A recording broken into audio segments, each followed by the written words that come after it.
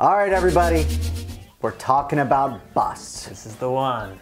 Now, what this means, this doesn't mean we think these guys are the worst baseball players on the face of the earth. What does it mean, Dustin? So we label it as bust/overvalued, just guys that we feel are going maybe a round, maybe 2 rounds earlier than they should. We don't say all these guys are going to be terrible. We don't think that they shouldn't be drafted. We just think, hey, that guy's going a little early for my Is there a taste. way that these guys could end up on your team, Dustin Barkley? Of course. And when would that happen? When they go to the right spot, When right? it goes to the right spot. So okay. That's what we have as a bust. And the perfect example for my first one's Grandal, the catcher for the Dodgers.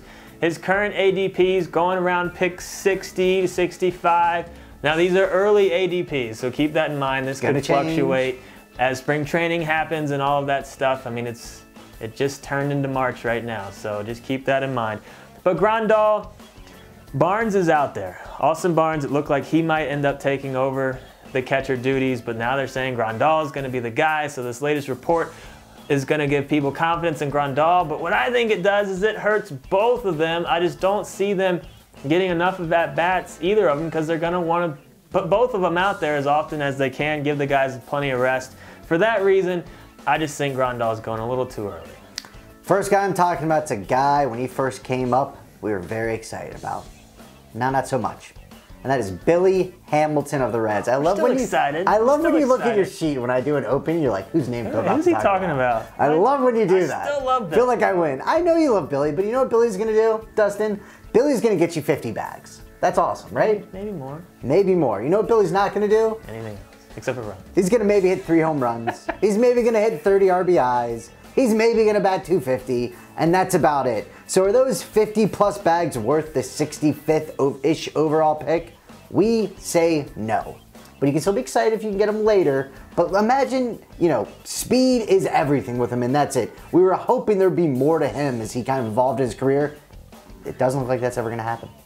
Well, and it's tough because he's an outfielder too, and it's so easy to find outfielders. He's not like a D. Gordon who has second base eligibility, and they do similar things. But another speedster outfielder that I think's getting overdrafted, one of my boys, Byron Buxton, for the Twins. Currently going ADP around 55, which I get it. I mean, yes, there's a ton of hype, ton of pedigree. This guy's going to be awesome one day, but is it going to be this year? I mean, when you look at his stats last year, his steals were solid, but he only had 36 extra base hits and 462 at-bats. And when you're looking at the talent at around the 55th pick, could this be the year that he breaks out? Yeah, maybe, but I think he's probably still a year or 2 away, and I just don't see why people are taking him that early. Here's what I think happens. He gets overdrafted this year, disappoints, and then next year he'll be a value, and then he's going to break out. So I would leave him alone at that point in the draft for this year. And the 52nd pick overall right now is Marte of the Pittsburgh Pirates. And I know he's an exciting player, but you got to look at his history over the last 3 years. He went from 19 home runs to 9 to 7, and true, he was banged up last year. His RBIs also went down all over that same span. Last year he only batted .275. And basically you're taking him at that spot, you're paying for him like it's the season after he batted .311 and had 47 bags. But that was 2 seasons ago. This isn't right after that. So why pay that such a high value? That seems a little nuts to us. Let him go at pick 70-ish. Feeling a lot better when you can get him there. If he has slipped in some early mocks that I've done, so if he is slipping, I have no problem taking him. But don't see the name and just reach and grab him. He's been on a little bit of a downward trend. Got another catcher for you, Gary Sanchez. I love Gary Sanchez, and I really don't mind reaching on a catcher here and there, but he's going about pick 20 right now. And my issue isn't that he's going pick 20. My issue is it seems like the next catchers aren't going until about pick 50. And when you're looking at like Contreras or Posey or even a little later Perez, I think I would just rather have one of those guys pick 50 past than really reach on Sanchez. Will Sanchez be the best fantasy catcher? Yeah, probably if he stays healthy, but will he be that much better that justifies taking him, 30, 40 picks in front of the second, third, fourth, fifth catchers? I just don't see it. I think that's a little rich. Here's a guy that we've been talking about more than Smack Talks have been in existence. I knew he was going to look at his sheet. I knew it. Who is it, Dustin?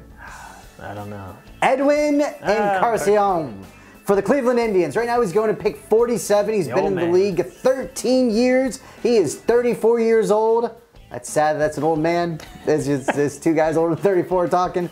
But still, you got to look at what he did. True, he's got those power numbers. The last couple of years, he's still been hitting close to 35 to 40 bombs, which is nice. But his average has steadily gone down. And last year, he only batted 258. So it was 277, like 265, 258. That average is dropping. He's been getting more and more strikeouts over the last couple of years.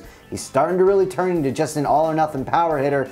And that obviously does not warrant pick 47.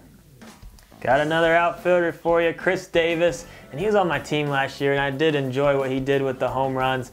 But his batting, humble brag. His batting average. Look at me. I knew when I picked I'm saying Davis. I liked him. I mean, he basically did exactly what he did 2 years ago. He's had 2 solid years in a row, 40 home runs, over 100 RBIs, going around pick 65 right now. He's 30 years old now. So here's why I don't like him there, just because at that point in the draft, there is a lot of young, very high upside guys that could actually, might not give you 40 home runs, but they could definitely give you a better batting average, just as many RBIs. And at that point, I would rather take a gamble on a young guy that could do much better than cheap power, basically, or kind of cheap power. 250 average with solid power. I think you can find guys that will give you a 250 average and hit a lot of home runs really late in the draft that are kind of poor man Khris Davis's.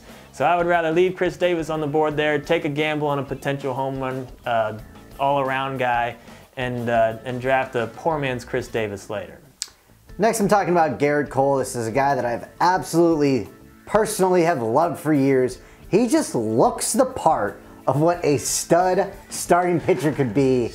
And I almost feel like that's why he gets drafted around pick 79. Because just everything about him screams he should be an ace. He should be able to put it all together. But it just hasn't happened, as Dustin just said.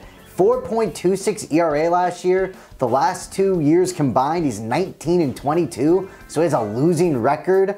It's just, again, at pick 79, you can get proven pitchers that you're not waiting on any potential, that you've already seen it, they've already been doing it. And at this point, is his ceiling really that unlimited? Now we're just hoping he becomes, a quality, very good fantasy pitcher, not an ace, because I don't think that's ever going to happen now, unfortunately, for Mr. Cole. It's possible. I don't think he's going to be an ace. I'll give you odds on him ever winning a Cy Young at this point. I've drafted him every year, forever, and he's never done anything. I'm sick of him. I'm not drafting him this year. So he'll probably blow up, actually. So he probably should be on our sleeper list, actually.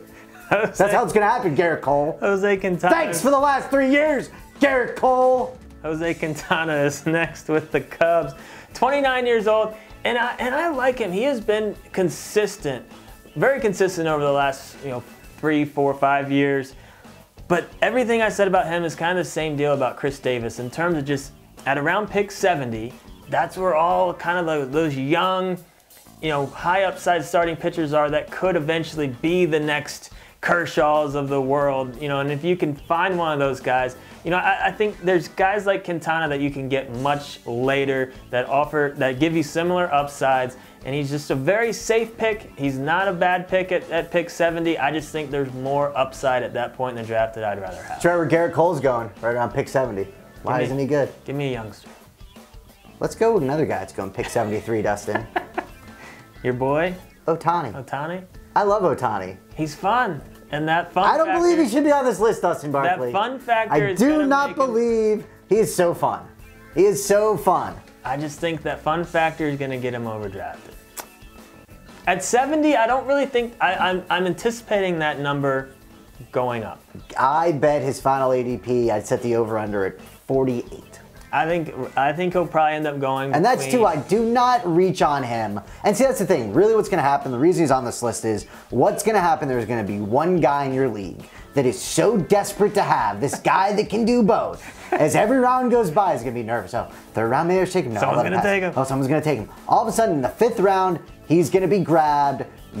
People are going to be all upset in the league. This guy's going to think he's a genius, or gal, and they're then not. He's going to be good. He's going to be good, not great. and that's why he's on this list. Yeah. He would be, I would love to have him on my team. It's exciting. Whenever he goes in the draft around, whatever, 5th round, I'm going to be sad. Yeah. I'm going to be like, I wish I had him. But we'll see. He's going to be fun. But that's our list. Let us know what you think. Leave a comment. If you got any questions about your teams, keeper questions, all that fun stuff, leave a comment. We'll answer as many as we can. Give us a thumbs up. Subscribe.